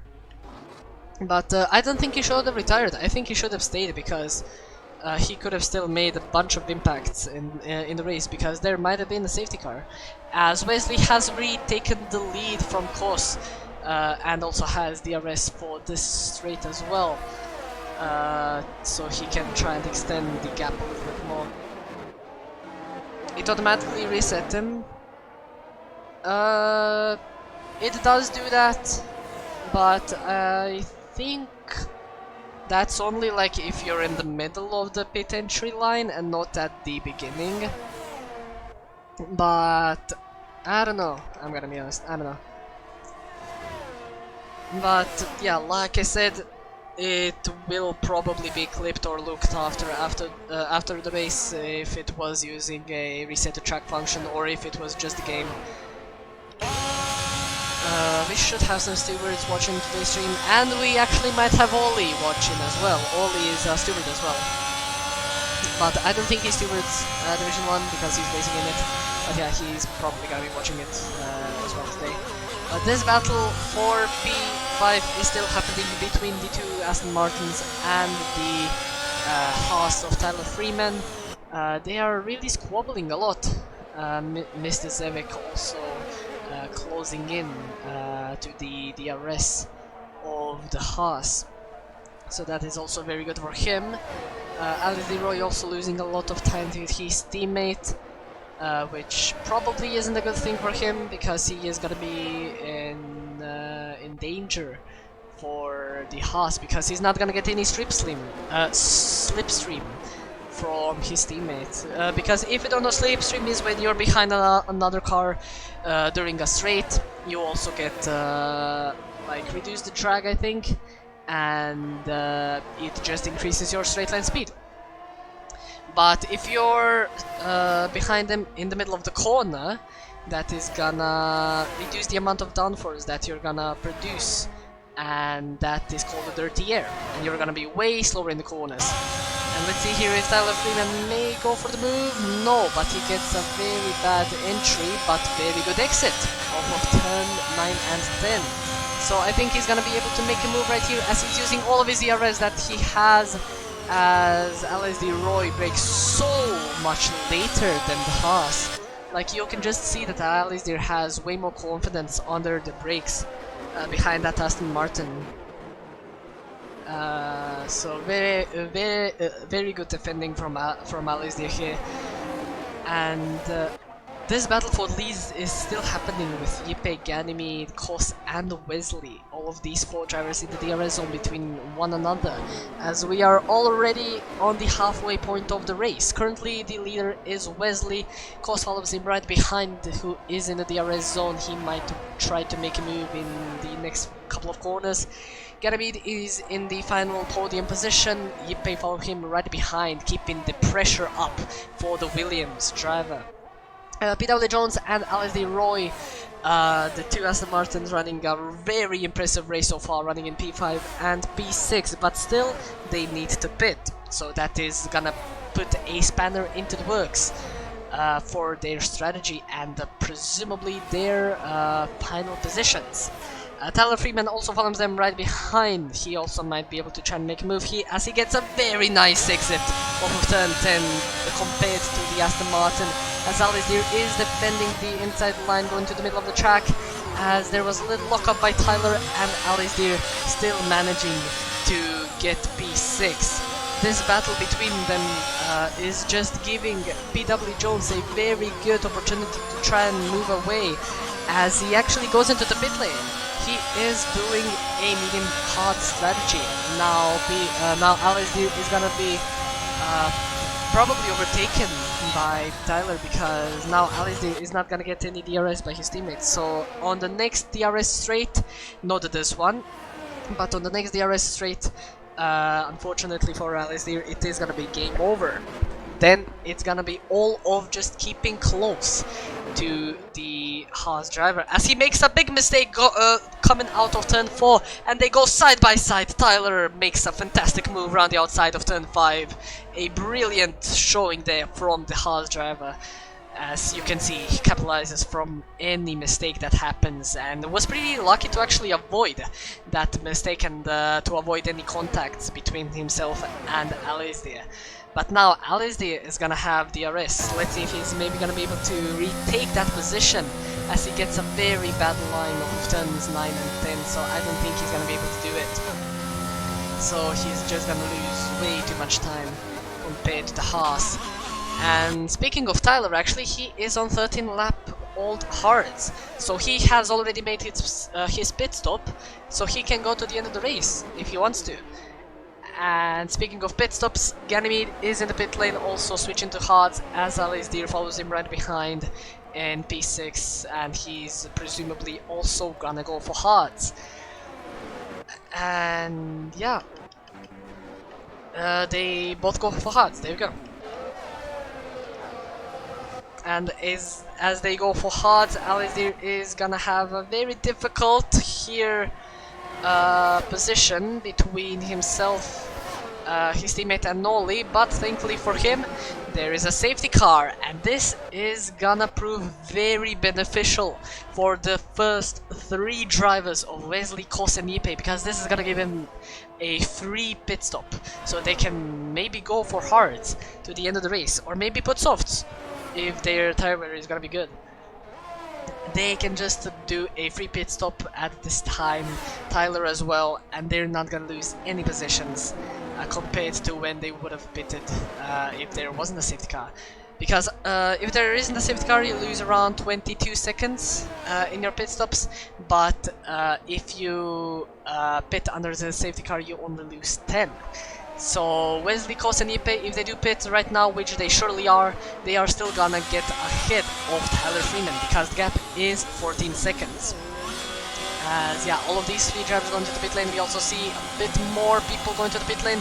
Wesley and Kos go for softs, like I said, and Yipe is gonna go for hards. So yeah, it is gonna be a little bit of a split strategy. Yipe is gonna be hoping that the tire wear of the softs is gonna be enough for him to take the lead and challenge for the win. But yeah, like I said, some people going for softs with Wesley, Kos and Alpha doing the strategy. Alistair and PW Jones get themselves into P6 and P7 where they were. before the safety car, as Little Jack and Ollie also go into the pit lane, putting, let's see, it's not showing it, but I think they're gonna go for hards. Some people also went for mediums, who actually already completed their strategies, and they actually went for mediums. So there we go, they went for mediums. And I think the lopped cars have been let through. I don't know if that's option that you can have, but they have been let through except for Zevik. Zevik is the only lapped car that is still stuck in this train.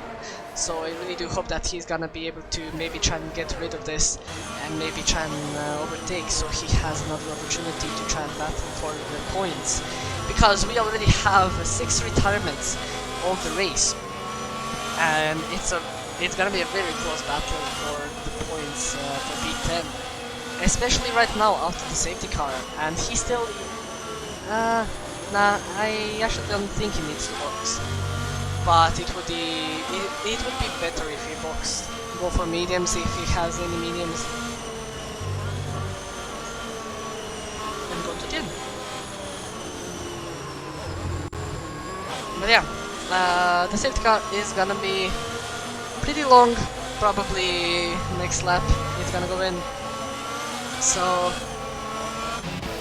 yeah, let's talk about the race a little bit so far. It is going surprisingly well. We have had, I think, more retirements than in both Bahrain and Jeddah, or at least I think so. I will have to watch it back. But this race has been pretty okay so far, but mostly chaotic. But it is very nice to see the battle between the leaders or the front runners, with Wesley, Kos and Yipe battling for the win and the podium positions. Ganymede is also gonna be very close here again, as he hasn't lost too much time. Tyler Freeman still ahead of LSD and PW Jones, as he also made a free pit stop right here at the safety car. So maybe even he has a very good position to challenge for the win. Maybe he has the best tires from Yipe and Ganymede, so if he can just get them very early, he would be P3, and then he would just have to hope for Wesley and Kos's tire wear to be incredibly harsh, which it will be. If the safety car is gonna end on lap 20, then the softs wear 7% every lap. It's mostly 7 to 8% every lap, the softs wear. So the softs are gonna be around 80% at the end of the race. So Tyler will probably be hoping for punctures for the soft runners, or at least that they're gonna lose way too much time after they do wear out. The only problem for Tyler is gonna be that he has Ganymede and Yipe right in front of him, 2 very fast drivers, as well as Wesley and Kos to overtake. But like I said, he has the tire advantage, so maybe it's gonna be a bit easier. Also during the safety car, the mediums are way easier to heat up than the hards, so maybe if he can get a very good safety car ending or safety car restart, maybe he can even overtake them before the first corner, like I did in Jeddah, and that's just gonna be very beneficial for the Hazra. And let's speak for let's see for anyone else. Alice, and PW Jones, I think they're gonna stay at P6 and P7, currently having an incredible race for Aston Martin. But they seem to have incredible luck. Like, they had a very good race in Bahrain, very good race in Jeddah as well, securing a lot of points, and now they have a very good race in Australia.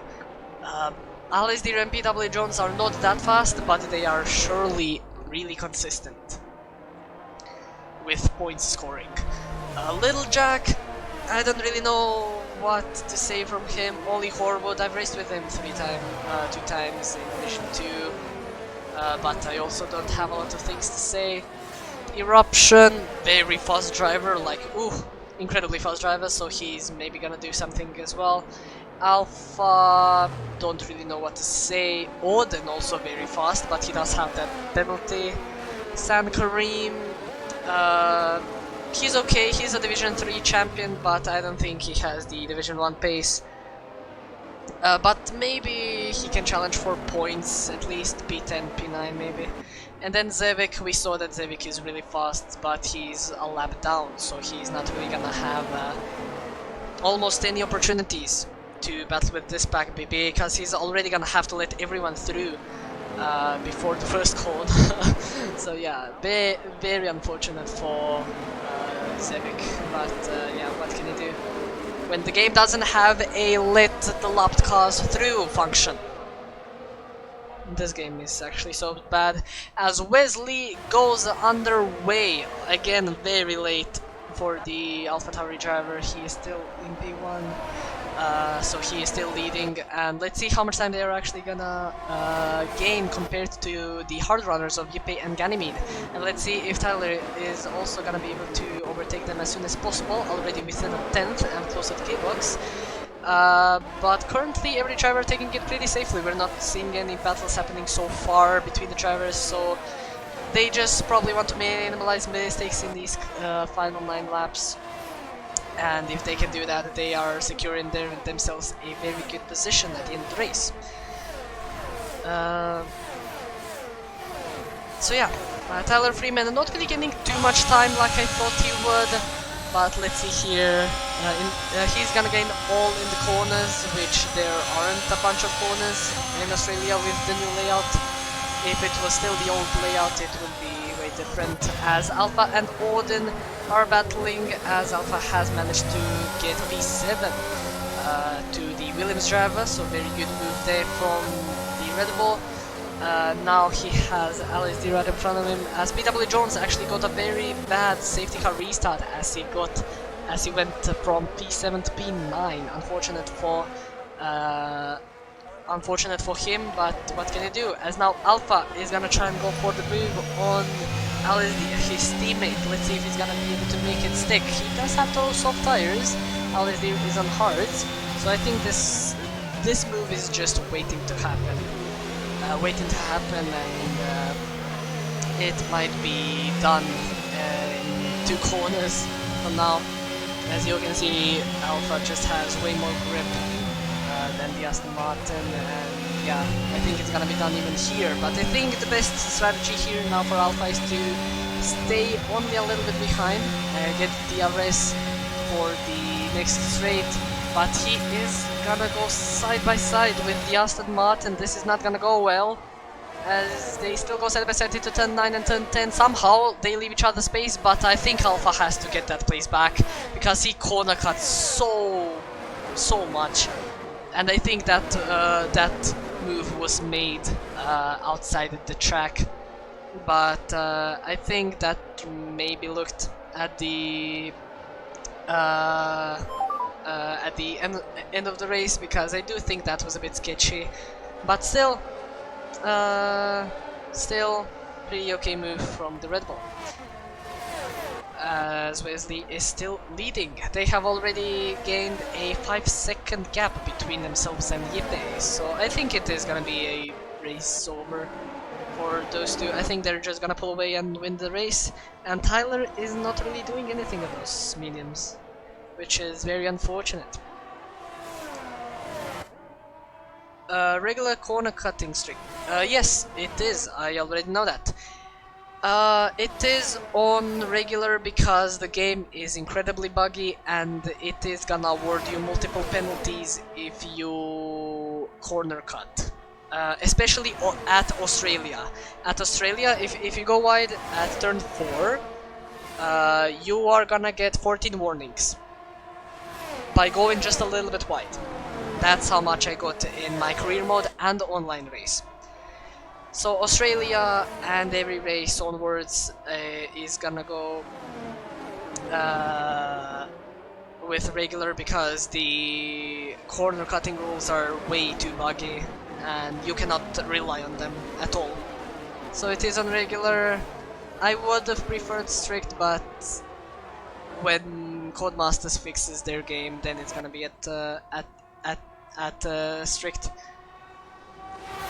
as Little Jack and PW Jones battling with one another, going side by side into turn 1, but very good move from Little Jack right there, going to the inside from the Aston, but now Aston trying to get back at him, going to dive bomb him as well, but you can just see that Little Jack has better traction going on the throttle of turn 3, but still managing to keep himself ahead of the Ferrari.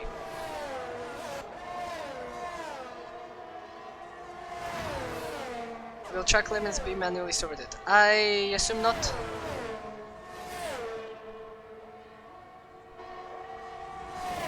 I mean, I don't think it's gonna be looked at because everyone's gonna be doing it. We don't have a full team of stewards that monitor everything, and if you wanted to monitor everyone's corner cutting, you would need to have like 20 people watching every single driver. First, you cannot do that because we only can have 22 drivers in the lobby. Second, we don't have too many stewards. Third, I cannot watch every single driver and then say, oh, he corner cut, he corner cut, he corner cut, he corner cut, he corner cut. I don't think it's possible. We are gonna have strict when Codemaster fixes their game, but before that we are gonna be remaining on regular. But I'm not the main guy here, I'm only a commentator. I don't declare decisions in the league, I only commentate. So I don't have any control over that. But I do agree with having regular in the beginning, and then when the patch comes out and fixes everything, then we go to strict. And that's it. I mean, it's not as easy as it sounds, Tams. It's not as easy as it sounds, Tams. Like, I don't know if you're racing or if you're driving, but staying within the limits is not as easy as just saying, oh, just stay within the limits of the track and you're not gonna go wide. It's not as easy as that.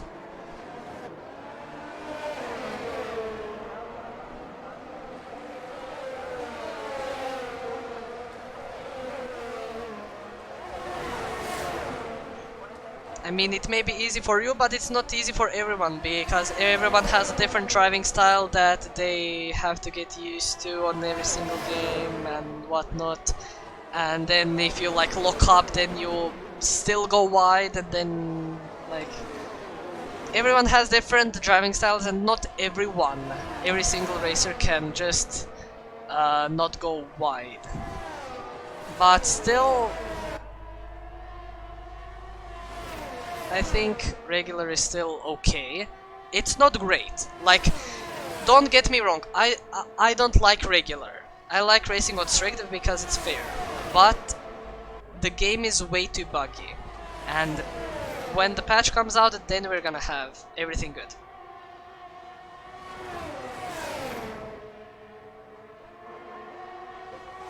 I'm just saying my point of view, and that's it.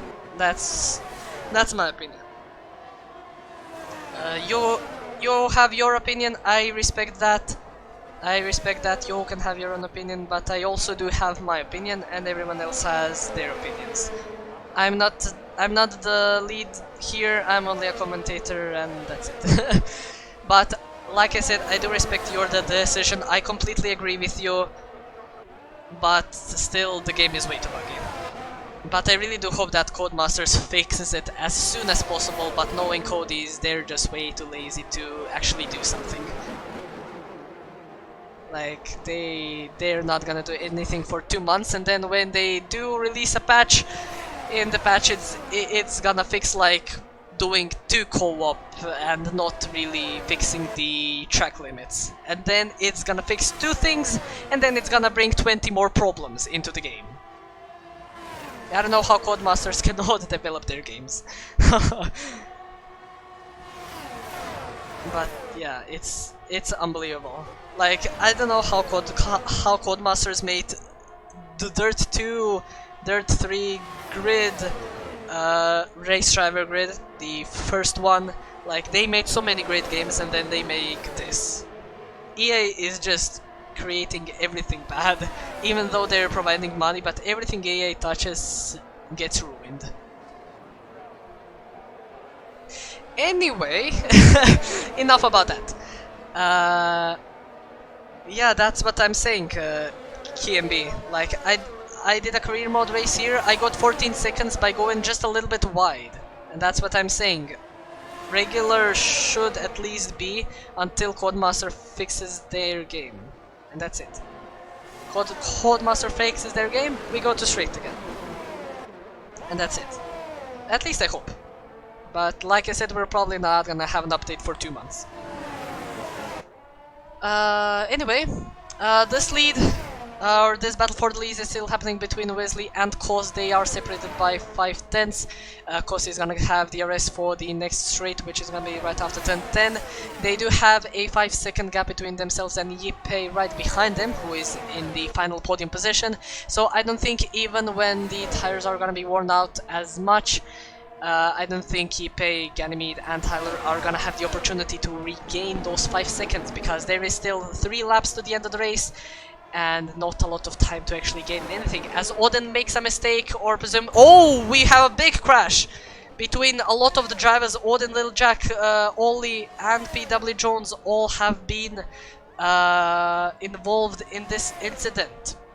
There is a lot of debris on track because we're already on lap 27, we cannot get a safety car, because the final lap that you can actually enable the safety car is lap 27. And we're already on that lap, so you cannot do that. As we have a battle for the lead, as they go side by side going into turn 3. Wesley trying to go down the inside, actually defending from the Red Bull driver as they still go side by side. This is very fair racing between the two leaders, but Kos unfortunately makes a little bit of a mistake after turn 4. Just loses the back end a little bit and stays behind. But still is very close. He is right up his gearbox of Wesley and the diffuser, and he will still want to go side by side. We saw a big collision happening here previously. You really don't want to go there, as Wesley just brakes a little bit early to avoid making any incidents. But this is actually gonna be good for Wesley, because now we are going into the final lap of the race. Wesley is gonna have the DRS for the start finish straight and the second straight. So maybe if Wesley can overtake him at those straights, maybe he can try and just defend on the final straight of turn 10 and 11. But let's see here. Oh, Wesley makes a big mistake coming up the final corner, and you can see they're losing already 3 seconds every lap. This is not gonna be good for their race if they wanna remain in P1 and P2, so they, for the remainder of this final lap, just have to keep it on track, as Kos or as Wesley cannot get closer to the Red Bull. I think the Red Bull has a little bit more experience than the AlphaTauri drivers, so he can just maintain his car better in the corners with 80% worn softs, which should be right now. You can see Wesley going very wide, just struggling on these tires. Tyler Freeman has also managed to get ahead of Yippei as well as Ganymede, so Yippei presumably made a mistake somewhere, which cost him 2 positions. So Ganymede currently on the podium position, but let's see if maybe Tyler is gonna be able to challenge for the move. He does have those medium tires, maybe he's gonna be able to gain it in the corners. Both of them don't have DRS. Wesley not even in the DRS of Kos. So I think this is gonna be a race win for Kos, as he goes now to turn 13, and he just has to take it as safely as possible in these final 2 corners. And he does. He is gonna be a 3-time winner, as he wins in Bahrain, wins in Saudi Arabia, and he wins in Australia. Wesley follows him right behind in P2, and Ganymede is gonna take the final podium position for Williams. Very good race from all of these drivers, as Tyler goes to P4, Yippei is gonna be P5, unfortunately for Yippei, losing those 2 positions in those final few laps. Alice there, a very impressive race from the Aston Martin, improving 11 positions if I remember correctly, 13 even, but Tyler improves 16 positions from the start of the race. So both of them having an incredible race, starting from the back and going into very good points paying positions. Ollie Horwood is gonna finish P7. for McLaren also having a pretty decent race after being involved in a few incidents in the beginning of the race. Alpha in the Red Bull is gonna finish P8 for Red Bull. Eruption is gonna be P9. Odin is gonna be on the final points pay position in P10 for Williams. So Williams is gonna get 16 points with Odin being in P10 and gonna be being in P3.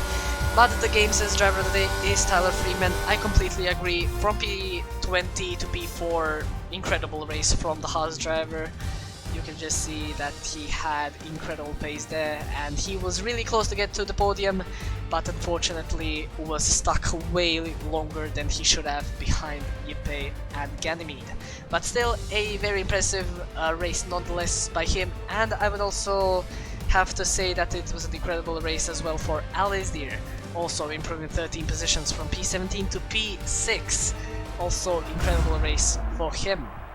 So both of these drivers deserve a Driver of the Day award for me, but only one can get it, and for me that is gonna be Tyler.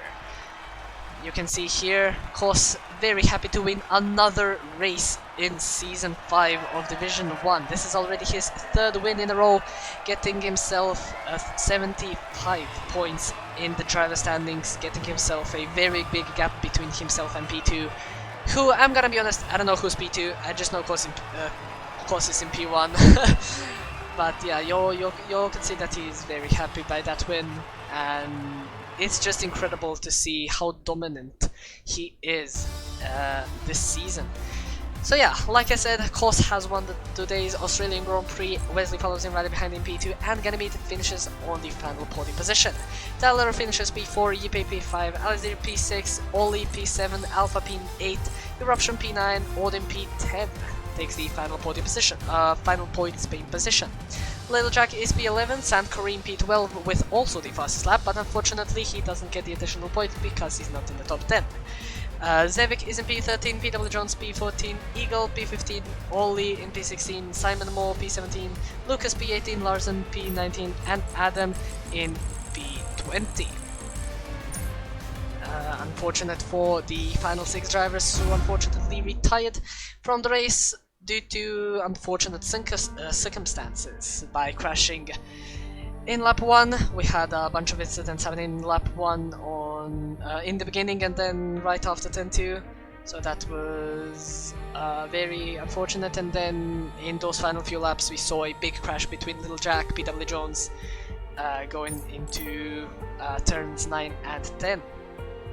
But still, a very, very impressive race nonetheless. A lot of action happening all around and a very intense battle for the lead. One of the most impressive battles since Bahrain. We saw the same two people of Wesley and Kos battling it in Bahrain as the same as they did now. So if you want to watch that race, that is gonna be on our YouTube channel. Trust me, you are gonna enjoy it, because it's the same as this, it's just action all around. But it's nice to see Wesley and Kos just battling it here, and I think their battle is still gonna remain for the remainder of the season. I think they're gonna have a very tight battle at the end for the championship.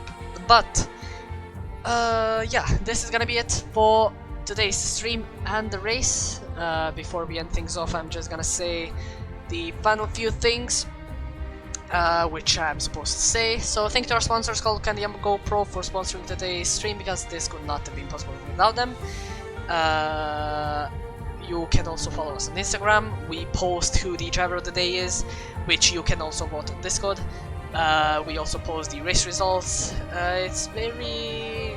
I think it is like published the day after the race. Then you can follow us on Twitter, but I don't think we're really active there. I don't really check Twitter. You can also follow us on YouTube. YouTube is FPRL or Formula Pro Racing League, just like the Twitch. We upload every single stream that we are doing to the YouTube channel, so if you unfortunately missed some of the moments, or you just had to go and you couldn't watch the stream, you can watch it again on our YouTube channel. It is mostly uploaded the day after the stream, so You can check that out there as well. It really also helps us out if you subscribe and like. It really helps us out and really appreciate it. You can also join our official FPRL Discord if you wanna race there. Like I said before, we have the 3 divisions. The Division 1, at that time you saw it now, so 7 PM UK time on Friday. We have Division 2 on Sundays, 6 PM UK time, and we have Division 2 on Saturdays, also 7 PM UK time. And if you don't want to race, you can just hang out, because people are very friendly in the league, and yeah, they are very chatty, very friendly, and very talkative. So yeah, you can maybe meet some of the drivers, maybe meet us commentators, because there's a lot of us commentators. And yeah, you can just talk with us.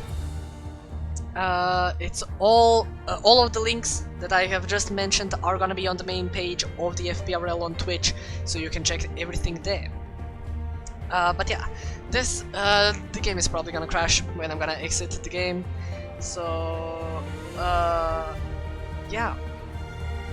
I hope it's not gonna crash, but if it is, I just wanna thank everyone for watching today's stream and the commentary. I really do hope that you have enjoyed it. We had some discussions about the rules, which I'm gonna be honest, I really enjoyed that discussion. It was very good.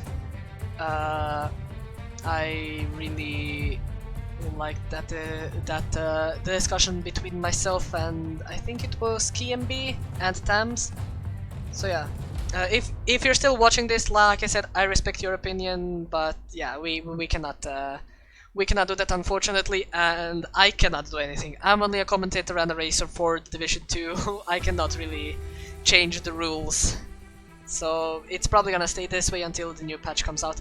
But yeah, once again, thank you everybody so much for watching, and I'll see you probably tomorrow for Division 3. And yeah, it didn't crash. Yes, let's go. Didn't crash. That is very good. Now I can actually finally see who has followed very recently. Tams, thank you very much for the follow. And that is the only guy. Thank you very much for the follow, we really do appreciate it. And yeah, I am just gonna go, and everyone have a good night and stay safe.